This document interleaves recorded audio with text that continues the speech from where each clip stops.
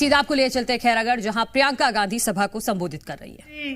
निर्मल कोसरे जी, देवेंद्र यादव जी, अरुण बोरा जी, मुकेश चंद्राकर जी, श्री प्रमोद तिवारी जी, श्री राजेश तिवारी जी, गजेंद्र ठाकरे जी, आप सबका और सभी पदाधिकारी, सभी कांग्रेस जनों का इस सभा में बहुत बहुत स्वागत।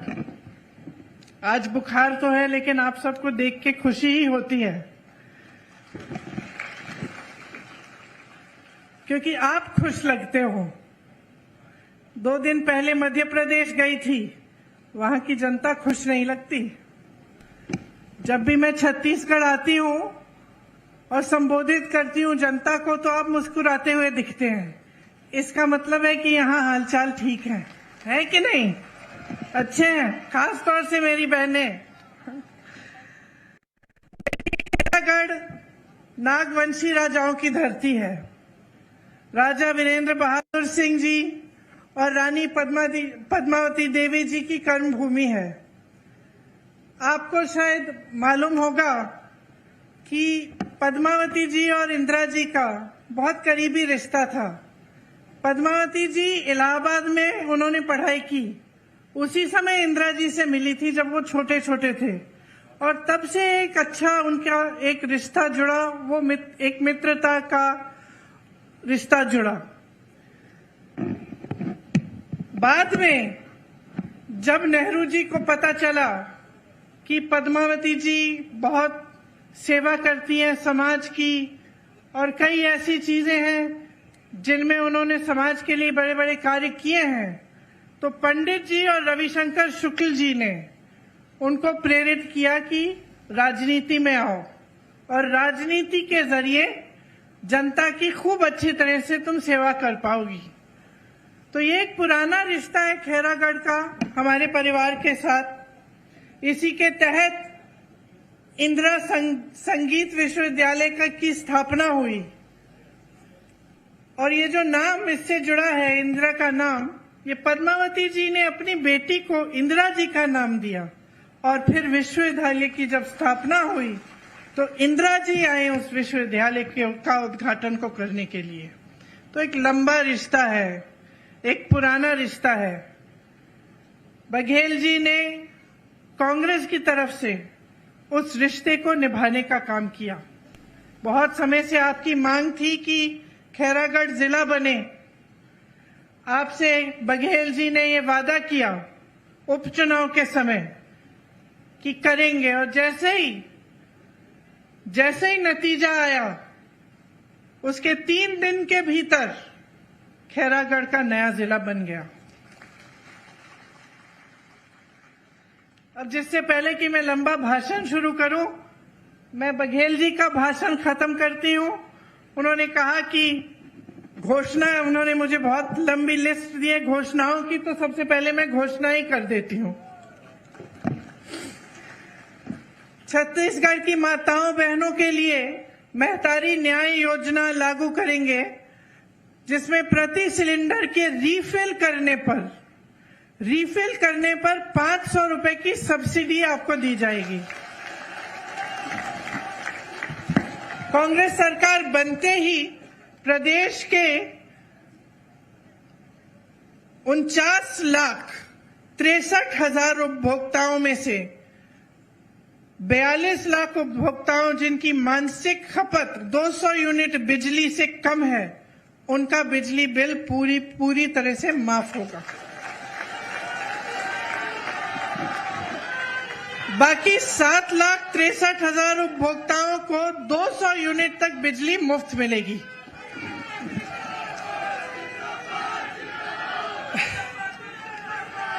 महिलाओं द्वारा संचालित स्वयं सहायता समूह के कर्ज को माफ किया जाएगा, और महिलाओं द्वारा सक्षम योजना अंतर्गत लिए गए ऋण को भी माफ किया जाएगा। 700 नए ग्रामीण औद्योगिक पार्क बनेंगे। अभी 300 पार्क हैं, आगे 1000 ग्रामीण औद्योगिक पार्क हो जाएंगे। राज्य के सभी 6000 सरकारी हायर सेकेंडरी और हाई स्कूल को स्वामी आत्मानंद इंग्लिश और हिंदी मीडियम स्कूलों में अपग्रेड किया जाएगा। बहुत बढ़िया घोषणा है ये।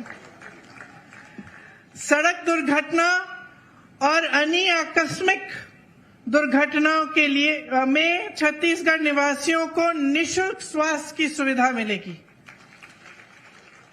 परिवहन व्यवसाय से जुड़े 6000 से अधिक वाहन मालिकों के 2018 तक से 726 करोड़ राशि के बकाया मोटरयान टैक्स ब्याज के कर्ज की माफी की जाएगी। सरकार बनते ही किसानों से तीवरा को भी एमएसपी में खरीदा जाएगा। तो देखिए, ये बहुत जरूरी है कि आप छत्तीसगढ़ की जनता हो, आप समझो कि आज छत्तीसगढ़ कहां खड़ा है। सामने दो राहें हैं, या तो आप भाजपा को चुनेंगे या आप कांग्रेस को चुनेंगे। और आप जहां पे आप खड़े हैं उसे समझना इसलिए जरूरी है कि कहीं गलती से आप गलत चीज न चुन लें। मैंने कहा मैं मध्य प्रदेश गई, ये छोटी बात नहीं है कि वहां की जनता दुखी लगती है। दुखी किस लिए है? क्योंकि वहां जाके देखिए उनको कितना मिल रहा है धान के लिए। जब मैंने मंच से कहा मध्य प्रदेश में कि जानते हैं कि छत्तीसगढ़ में जो आपसे लगा हुआ प्रदेश है, छत्तीसगढ़ में 2400, अब तो ज्यादा बढ़ गया है, 2600 कुछ हो गया है, 2400 से 2600 का आपको धान के लिए आपको दाम मिल रहा है, तो चौंक गई जनता। मैं देख रही थी लोगों के चेहरे चुप हो गए। बिजली बिल माफ करने की बात जो यहां पे मैं कर रही हूं, ये बातें, कितना विकास हुआ है। आज छत्तीसगढ़ देश और दुनिया में पहचाना जाता है। यहां आने से पहले आपकी बनाई हुई वो रागी का जो आटा है उसकी रोटी मैं खा के आई हूं, रोज खाती हूं। कहा आपने सोचा था कि जो वन के उपज हैं, 67 वन के उपजों के लिए आपको एमएसपी मिलेगी? क्या आपने सोचा था कि आपकी संस्कृति पूरे देश भर में फैलेगी, कि आपकी पहचान एक अलग पहचान बन जाएगी? क्या आपने सोचा था कि एक ऐसी सरकार आएगी जो आपको केंद्र सरकार की नीतियों से बचा कर रखेगी? कोविड आया, कोरोना आया, तमाम बेरोजगारी फैली, मुश्किलें आई, लेकिन आपको फिर भी बघेल जी की सरकार ने बचा के रखा। देश भर में जितनी बेरोजगारी आज है 45 सालों में नहीं हुई है, इतनी बढ़ गई है बेरोजगारी। छत्तीसगढ़ वो प्रदेश है जिसमें पूरे देश भर से सबसे कम बेरोजगारी है। आज पलायन बहुत होता था, नौकरियां नहीं मिलती थी प्रदेश में, लोग जाते थे शहरों में, बड़े बड़े शहरों में, अन्य प्रदेशों में रोजगार ढूंढने के लिए। आज आपकी परिस्थिति ये है कि आज के खेती किसानी छत्तीसगढ़ में बढ़ रही है। दूसरे प्रदेशों से लोग यहां आ रहे हैं। दिल्ली में मैं कुछ उद्योगपतियों से ऐसे ही मैं मिली, मुझे कह रहे थे कि सुना है कि रायपुर सबसे अच्छी जगह बन गई है बिजनेस करने के लिए, वहां से यहां आ रहे हैं। आपका प्रदेश आज इस जगह खड़ा है जहां आपके आत्मसम्मान को बढ़ाया गया है। देश में आपका मान सम्मान सबसे ऊंचा है, सबसे कम बेरोजगारी है, खेती से अच्छी कमाई हो रही है, सरकार से राहत मिल रही है हर चीज के लिए, चाहे वो गैस का सिलेंडर हो, चाहे महंगाई हो, चाहे बच्चों का इलाज हो। तो आप यहां खड़े हैं। और आपके साथ वाले प्रदेश मध्य प्रदेश, मैं बताती हूं आपको, जानते हैं कितनी घोषणाएं की हैं इन्होंने, इनकी सरकार ने? बताइए कितनी घोषणाएं की होंगी? 100, 1000, कितनी की होंगी? 22,000 घोषणाएं की होंगी। 22,000 घोषणाएं की हैं और मैं दावे के साथ कह सकती हूं आधी भी पूरी नहीं होंगी। और यहां आपकी सरकार, उपचुनाव में घोषणा हुई कि आपका जिला बनेगा, नतीजे निकलने के 2 दिन बाद 3 दिन बाद बन गया। जहां 22,000 घोषणाएं इन्होंने की, 220 घोटाले किए हैं। 250 शायद 250 महीनों की या हफ्तों की सरकार है, 220 इन्होंने घोटाले कर डाले, हर चीज में घोटाले। यहां पे आपको जो सरकार मिल रही है वो दिन रात आपके लिए काम कर रही है, और ये मैंने अपने आंखों से देखा है। बघेल जी के साथ मैंने काम किया, उत्तर प्रदेश में प्रभारी थे कांग्रेस पार्टी के, उसके बाद हिमाचल प्रदेश में हमने काम किया, और मैंने देखा कि किस तरह से दिन रात आपके लिए काम हो रहा है। चाहे वो हिमाचल में हो, उत्तर प्रदेश में हो, चिंता आपकी है कि मैं क्या करूंगा, किस तरह से मैं महिलाओं को आगे बढ़ाऊंगा। गर्व से कहते हैं कि दीदी हमारे यहाँ महिलाएं सबसे ज्यादा सक्षम हैं।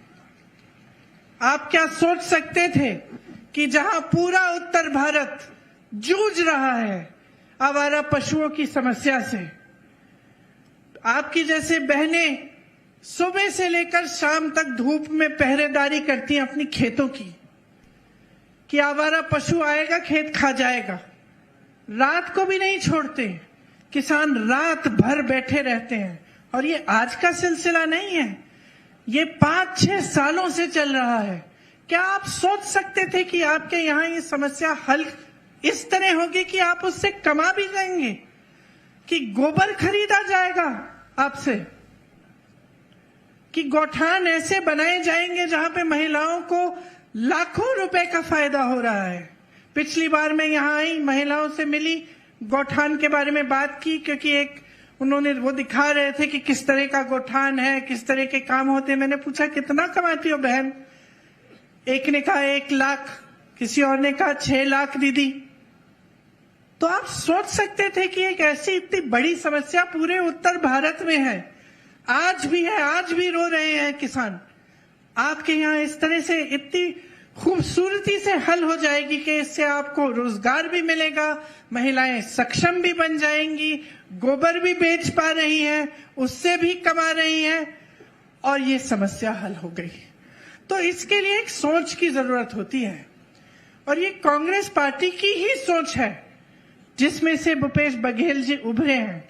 किसान के बेटे तो हैं, इसका मतलब है आपकी समस्याओं को अच्छी तरह से समझते हैं, क्योंकि आपका जीवन जानते हैं, जीवन जिया है उन्होंने। लेकिन ऊपर से एक सोच है हमारी पार्टी की, जो महात्मा गांधी जी की सोच थी। क्या सोच थी? कि देश का विकास तब तक पूरा नहीं होगा जब तक ग्रामीण विकास पूरा नहीं होगा, जब तक गरीब से गरीब जनता अपने पैरों पे खड़ी न हो पाए। ये है कांग्रेस पार्टी की सोच। पंचायती राज की जो सोच है, जिसके तहत आपको अपनी सत्ता अपने हाथों में दी गई, ये कांग्रेस पार्टी की सोच है। लोकतंत्र की सब समान दृष्टि से सबको देखा जाए, ये कांग्रेस पार्टी की सोच है। और लोकतंत्र जिसमें आपका सबसे बड़ा अधिकार, आपकी सबसे बड़ी शक्ति आपका वोट होता है। एक बहुत बड़ी जिम्मेदारी दी है संविधान ने आपको। ये कांग्रेस पार्टी ने ये नींव डाली इस संविधान में, क्योंकि हमने सत्याग्रह किया और अंग्रेजों से आजादी की लड़ाई लड़ी। और ये आजादी की लड़ाई नेताओं की आजादी के लिए नहीं थी, ये आजादी की लड़ाई जनता की आजादी की लड़ाई थी। वो महापुरुष जो इस देश के लिए शहीद हुए, वो चाहते थे कि यहां बैठे एक एक भाई को, एक एक बहन को सत्ता अपने हाथों में मिले, एक पूरी शक्ति मिले, जिससे वो अपने जीवन और अपने भविष्य में बदलाव ला पाए। ये थी और है हमारी कांग्रेस पार्टी की नींव, और यही हमारी विचारधारा है। इसीलिए सबसे बड़ा काम क्या किया है हमारी सरकार ने छत्तीसगढ़ में? सबसे बड़ा काम ये किया है कि जो देश की संपत्ति केंद्र की सरकार देश की जनता से छीनी जा रही है, वो प्रदेश की सरकार ने देश की जनता को, प्रदेश की जनता को वापस दी है। सबसे बड़ा काम ये किया है कि जो आपकी संपत्ति है, आपका पैसा है, आप ही के जेब में गया है। ये योजनाएं जिनके बारे में हम बात करते हैं, चाहे रोजगार की योजना हो, चाहे महंगाई को कम करने की योजना हो, चाहे महिलाओं के विकास की योजना हो, ये सब क्या है? इसके लिए पैसे कहां से मिलते हैं? ये सरकार के पैसे सरकार जनता को दे रही है। जब हम सब्सिडी की बात करते हैं कि आप सिलेंडर को फिर से जब भरने जाएंगे आपको 500 रुपए मिलेंगे, इसका मतलब है कि हम जो आपकी संपत्ति है, जो सरकार के पास पड़ी है, उसमें से निकालकर आपको वापस पैसे दे रहे हैं। लेकिन केंद्र की सरकार क्या कर रही है? वही संपत्ति छीनकर बड़े बड़े उद्योगपतियों को दे रही है। तो अडानी जैसे जो बड़े बड़े उद्योगपति हैं, जिनको सारी खदानें दी जाती हैं, सारे बंदरगाह, सारे हवाई अड्डे, सारे बड़े बड़े कंपनियां, सरकारी कंपनियां, ये तो आपकी संपत्ति है जो दी जा रही है। आपको रोजगार मिलता था, वहां से आपके बच्चों का भविष्य बनता था, आपको पेंशन मिलता था। तो ये सब संपत्ति जो आपकी है, ये इन बड़े बड़े उद्योगपतियों को सौंपी जा रही है, कौड़ियों की दाम पे बेची जा रही है, और देश की जनता कुछ कर नहीं पा रही है। देखती जा रही है कि एक के बाद एक, चाहे BHEL हो, HAL हो, रेलवे हो, कुछ भी हो, एक के बाद एक बड़े बड़े उद्योगपतियों के हाथों में जा रही है। हम समानता की बात करते हैं, हम कहते हैं कि सबको शक्ति मिलनी चाहिए, सबको सत्ता मिलनी चाहिए। जो जनता की संपत्ति है वो योजनाओं द्वारा जनता के लिए कार्य करके, विकास करवा के जनता के हाथों में वापस जाना चाहिए। ये लोग कहते हैं उठा के अपने उद्योगपति मित्रों को दे दो। तभी तो बेरोजगारी बढ़ रही है, क्योंकि जहां से रोजगार बनता है वो सब माध्यम इन्होंने बंद कर दिए हैं। तो अब आगे भविष्य में क्या किया जाए? अगर आप सोच समझ के नहीं अपना वोट अपने विवेक से आप नहीं वोट देंगे, तो आगे जाके छत्तीसगढ़ में यही नौबत आएगी। जितना काम सरकार ने किया है, आज जितने बड़े बड़े काम आपके लिए किए गए हैं, वो सब ठप हो जाएंगे, सब बंद हो जाएंगे। आज आपके प्रदेश को देख के लोग कहते हैं छत्तीसगढ़ का मॉडल गुजरात मॉडल से कहीं अच्छा है। वो तो दिखावे का मॉडल था, उसमें सब सुनहरा दिखता था, लेकिन हमने देख लिया है कि क्या हुआ।